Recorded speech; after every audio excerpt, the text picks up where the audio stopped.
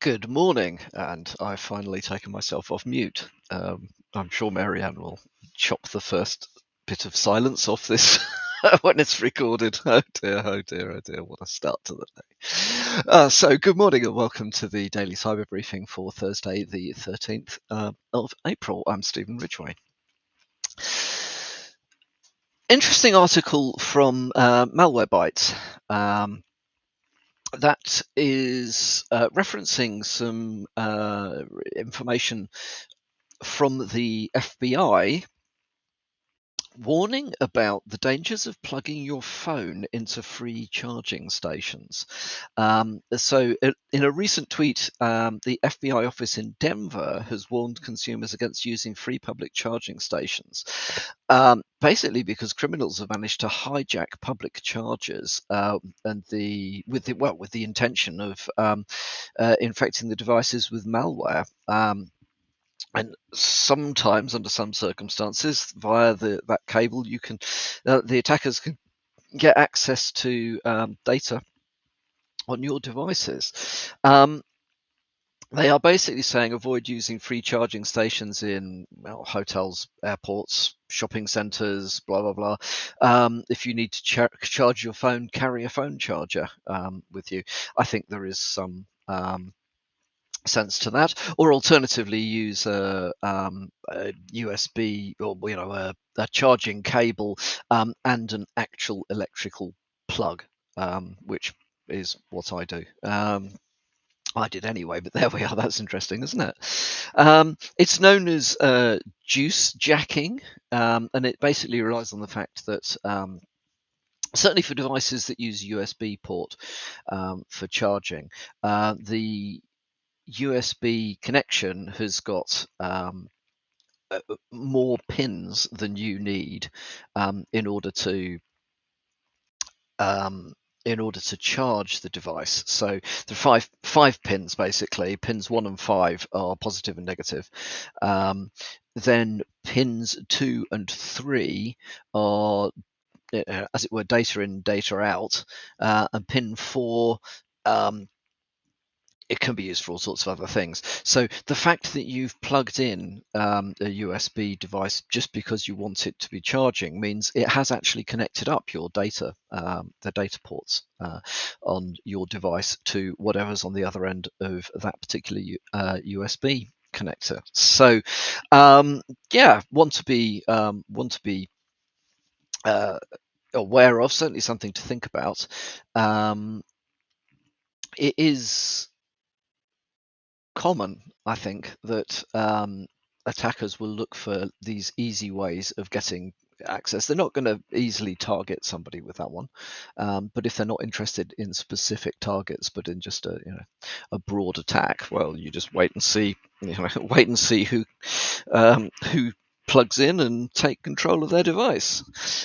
Again, we came back to, I think we spoke about this on Tuesday, didn't we? If you can touch a device, you own that device. Well, those charging ports can be touched by people with malintent, so that's something to think about. And whilst we're on the subject of things to do with mobile phones, Kyocera Android app can be abused to drop malware. It's a printing app, an Android printing app. It's vulnerable to improper intent handling, whatever that means. That's a new kind of vulnerability description for me. I think aren't most vulnerabilities improper? You one way or another, you're vulnerable to improper intent. Yeah, interesting one. However, anyway, you can allow malicious applications to abuse that flaw and download, potentially install malware on devices. The note from the Japanese Vulnerability Notes, which is a state-sponsored portal dedicated to raising awareness on matters of security.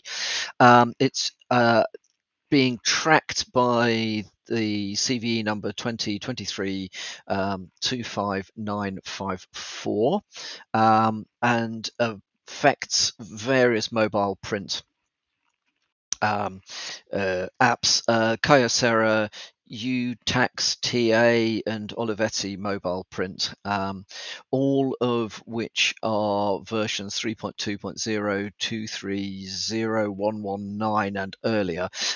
So there are over 1 million downloads on Google Play. If you are using those particular print apps, look for updates and install them if they haven't already been automatically installed in the background. Upcoming Android 14 version will make this sort of attack harder.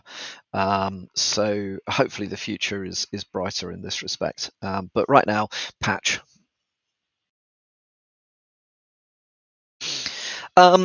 So we are, I think, all aware of NSO Group and the perhaps not so legitimate software that all. So the software is the software, but their software being put to not so legitimate uses. There are other organisations that do similar sorts of that create similar sorts of malware, which are marketed for surveillance. Quadream, QUA Dream, Quadream, surveillance firms spyware targeting iPhones with a zero-click exploit.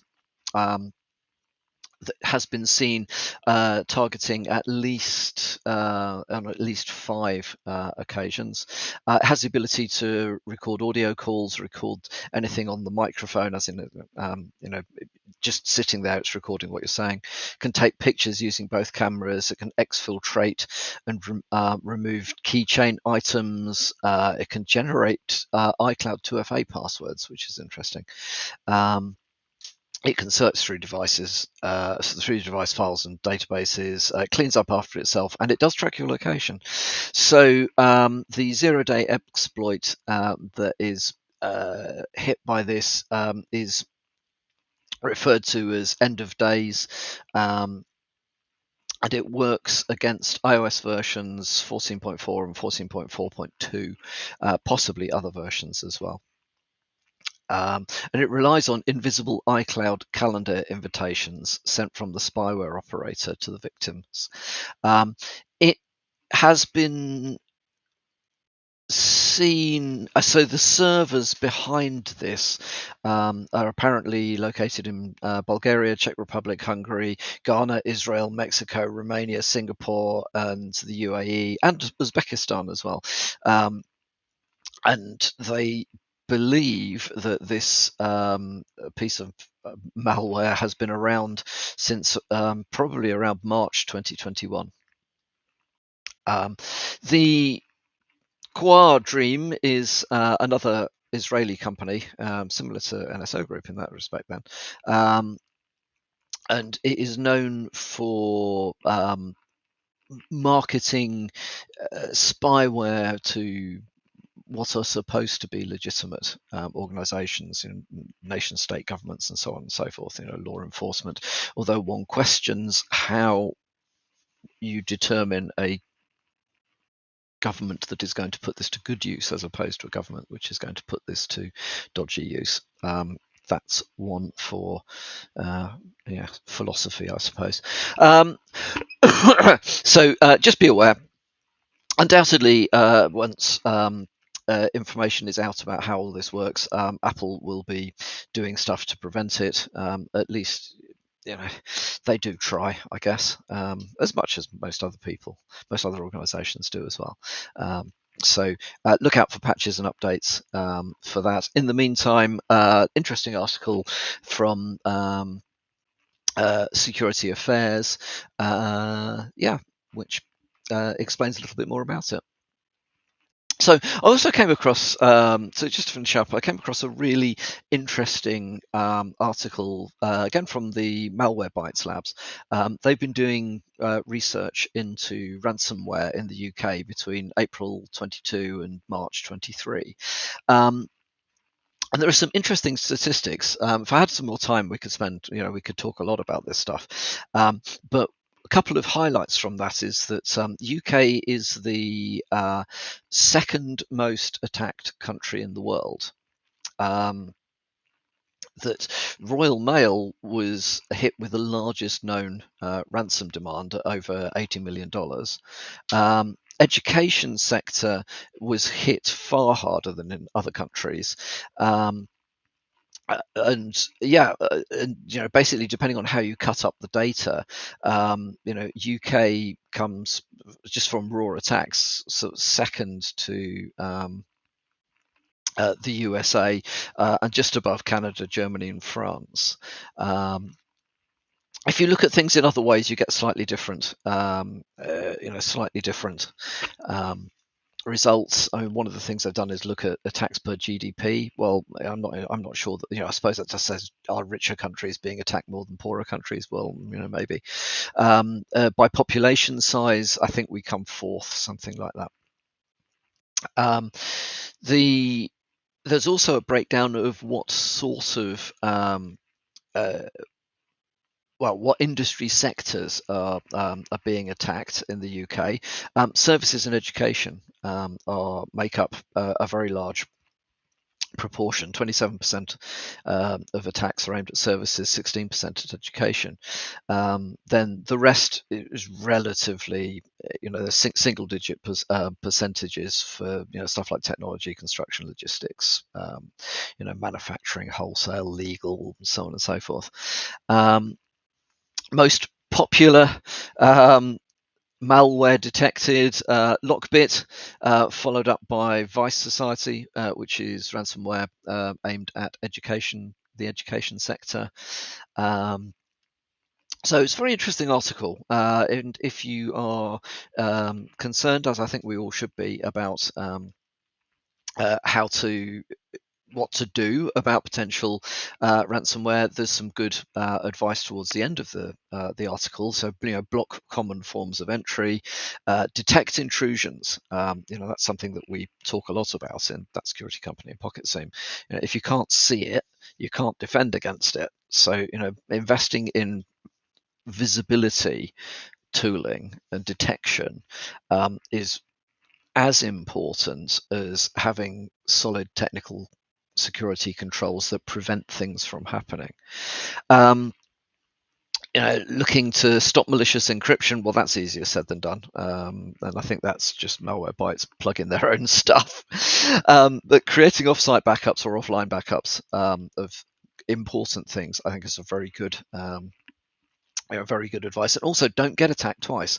So, and this is something that is well, it's not ubiquitous, but it is common that you get attacked, you get hit by ransomware, you get your teams to recover, restore, rebuild, whatever it may be, and in the process you go through a phase when you're vulnerable to whatever it was that got you in the first place, because you're rebuilding or you're recovering the same stuff. So getting hit twice in relatively short succession is not unusual, and there is evidence that once an organization has been attacked, they will be for a long time on the lists of organizations that may be attacked again in the future. So if you do get hit by ransomware, don't trust anything that you've recovered. Use it to get recovery. If you're going to pay for the recovery keys, get critical bits of data that you can't get from anywhere else back. Perhaps check the validity of it, because you've just got no idea what's really happened to that data. But don't trust any of the systems that have been recovered from there. You've got absolutely no idea what's going on in the background with them. It's just far more difficult to make get that level of certainty that your recovered devices are in fact safe to use than it is just to rebuild the devices. So strong recommendation: rebuild and address the thing that they use to get you whilst you're rebuilding. Anyway, I have overshot from a time perspective, but thought this was quite an interesting one. So definitely recommend having a read of the ransomware in the UK reports for April 22 to March 23 from Malwarebytes, and we'll link it to the we'll link it to this briefing. So thank you all for listening. I hope you have a good day, and I will speak to you all again tomorrow morning.